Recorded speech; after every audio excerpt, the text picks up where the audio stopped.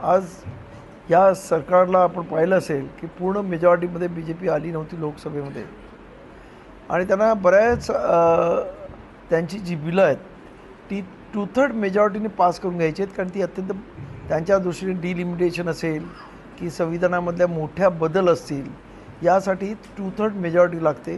ती आज त्यांच्याकडे नाही आहे. ती मिळवण्याचा त्यांचा हा म्हणजे लोकशाही विरोधी खटाटोप आहे असं मी समजतो.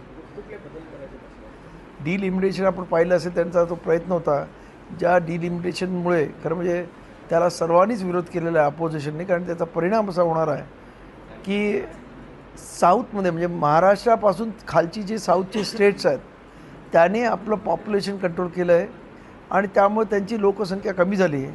त्या विरुद्ध जी नॉर्थचे स्टेट्स आहेत बिहार, UP आणि इतर तत्सम याच्यामध्ये पॉप्युलेशन वाढलेलं आहे.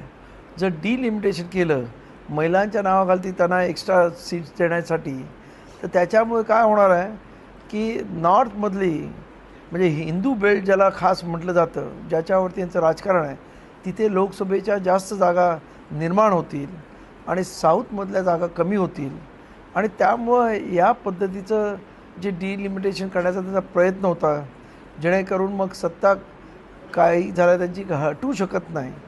ते मागच्या वेळेस आपण पाहिलं, मागच्या अधिवेशनामध्ये ते त्यांचं बिल पास झालं नाही.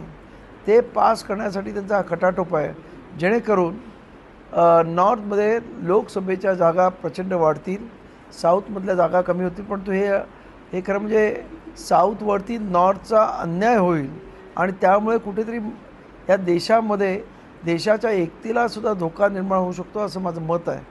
तर त्यामुळे अशा पद्धतीची काही बिलं आहेत जी त्यांना पास करायची आणि त्यासाठी त्यांना 2/3 मेजॉरिटी हवी आहे आणि त्यासाठी हा त्यांचा खटाटोप चाललेला आहे.